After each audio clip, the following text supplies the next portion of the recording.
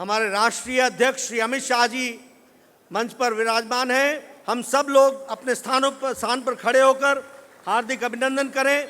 भारत के प्रधानमंत्री, हम सब के प्रिय नेता आदरणीय मोदी जी मंच पर विराजमान हैं। हमारे निवर्तमान अध्यक्ष और भारत के गृह मंत्री आदरणीय राजनाथ सिंह जी मंच पर विराजमान हैं। उनका हार्दिक अभिनंदन, स्वागत है।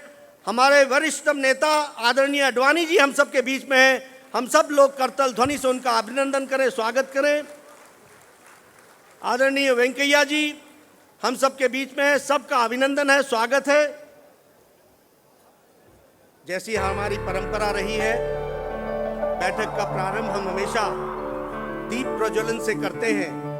मेरा निवेदन है कि सभी आकर दीप प्रज्वलन करें।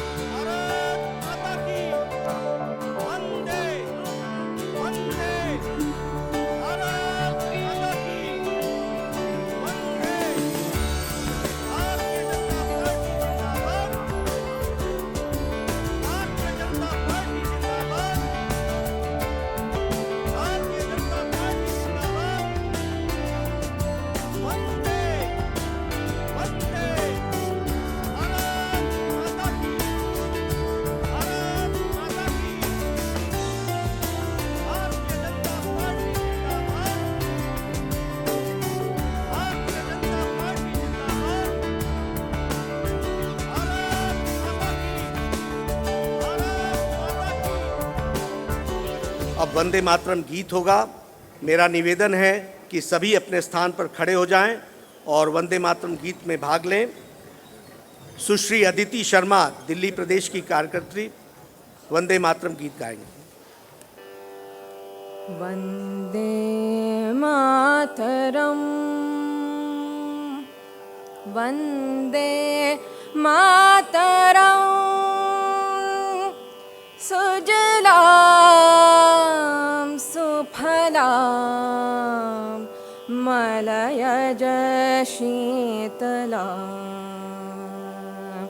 शस्य श्यामलां मातरं वन्दे मातरम्। दिल्ली प्रदेश के अध्यक्ष श्री सतीश उपाध्याय जी हमारे वरिष्ठ नेताओं का अभिनंदन करेंगे, स्वागत करेंगे।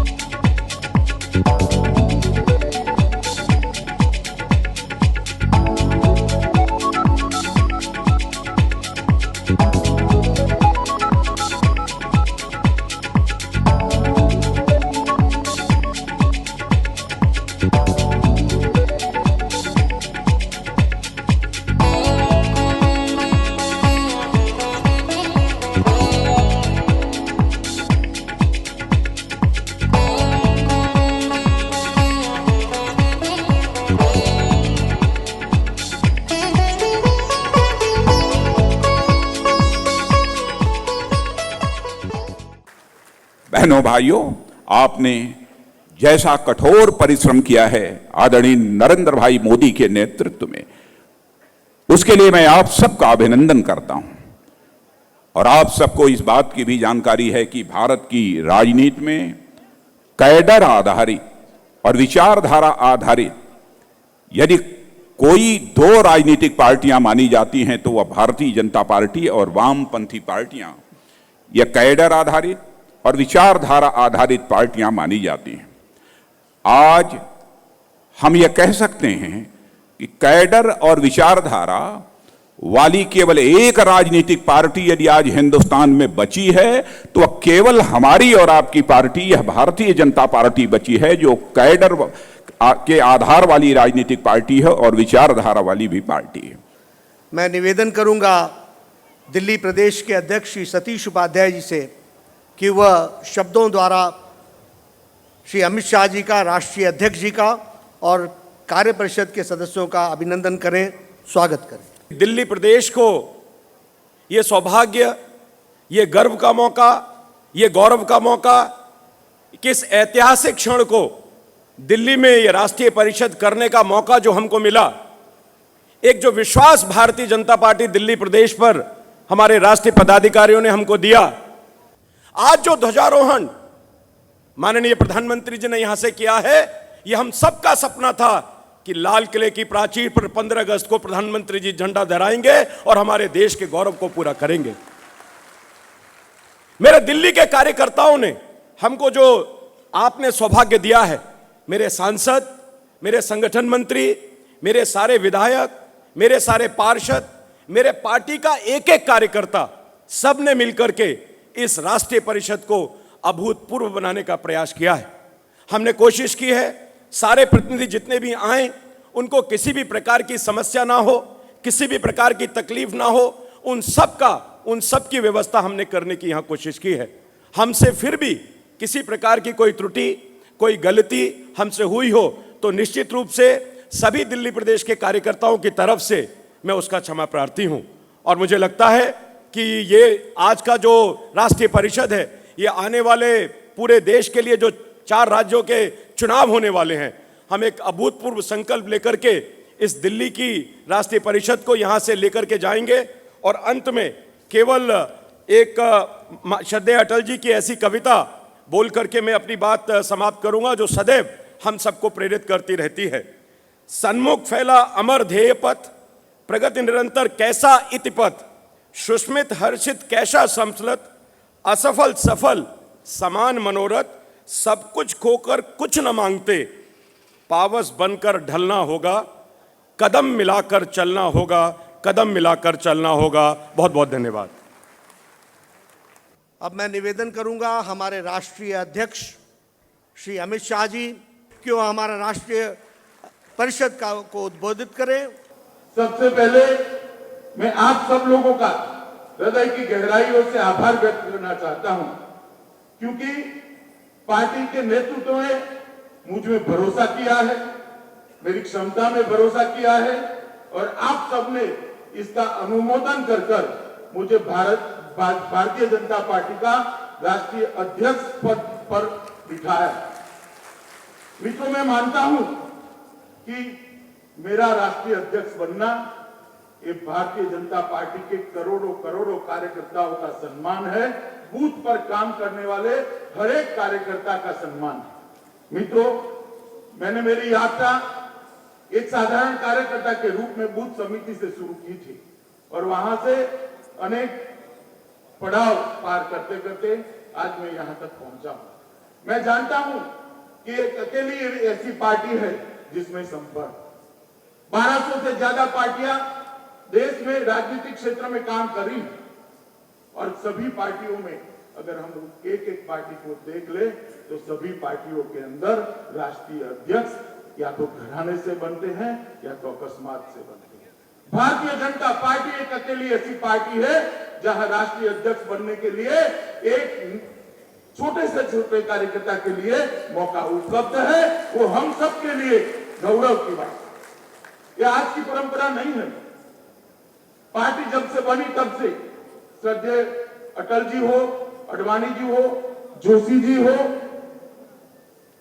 नितिन गडकरी जी हो, वेंकैया जी हो, राजनाथ सिंह जी हो, सब के सब कोई विशिष्ट घराने में पैदा नहीं हुए, ना उनके पीछे ऐसा कोई पॉलिटिकल बैकग्राउंड था, मगर सब लोग कार्यकर्ता थे और कार्यकर्ता नाते काम करते करते यहां तक पहुंचे थे। और इसीलिए आज हमारी पार्टी 1950 से लेकर आज तक की यात्रा संपन्न कर ये दिन देखने को हमारी पार्टी को मिला है कि संपूर्ण बहुमति के साथ भारतीय जनता पार्टी का एक कार्यकर्ता 15 अगस्त को लाल किले की प्राचीर से ध्वजवंदन करेगा।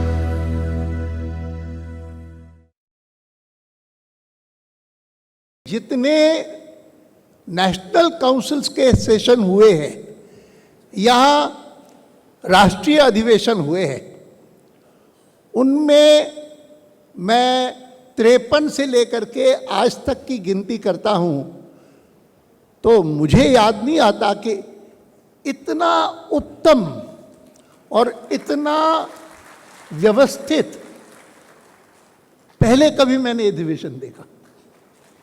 माननीय नरेंद्र मोदी जी से आग्रह है कि राष्ट्रीय परिषद को संबोधित करें। पार्टी के लाखों कार्यकर्ताओं की टीम इस विजयश्री को प्राप्त करने के लिए जी जान से जुटी थी।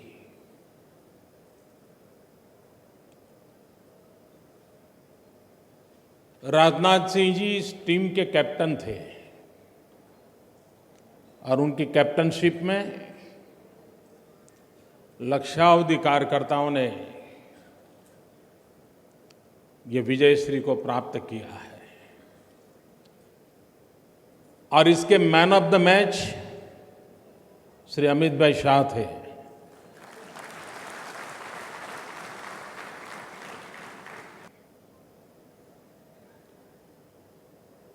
नई सरकार बनने के बाद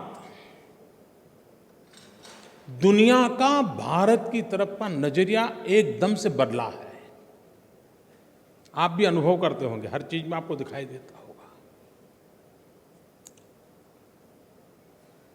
पूरे विश्व भर में एक बदलाव महसूस हो रहा है भारत के तरह देखने का, भारत के साथ व्यवहार करने का।